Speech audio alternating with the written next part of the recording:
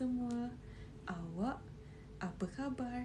Saya Alhamdulillah sihat.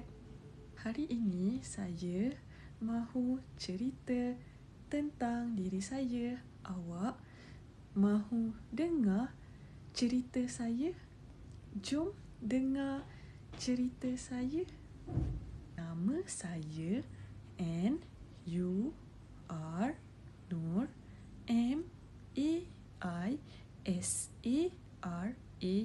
Nur, Maisarah, Maisarah, binti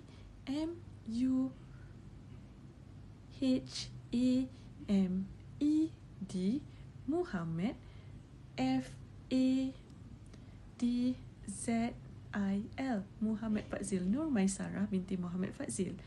Nama isyarat saya Mai. Umur saya 22 tahun.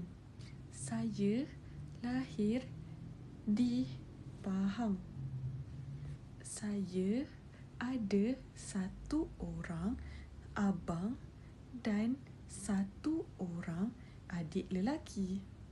Saya bersekolah di SMK Paya BESAR, besar. SMK Paya Besar. Sekolah itu di Pahang.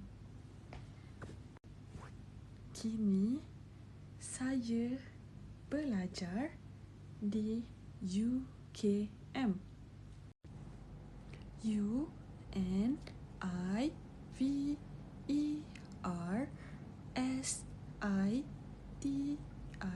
University,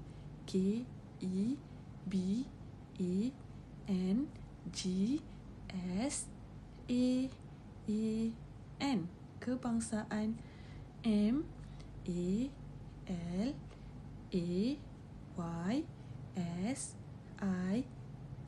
Malaysia, Universiti Kebangsaan Malaysia. Saya suka memasak dan saya suka melukis. Saya suka warna biru. Saya ada ramai rakan-rakan. Saya sangat sayang rakan-rakan saya. Terima kasih kerana mendengar.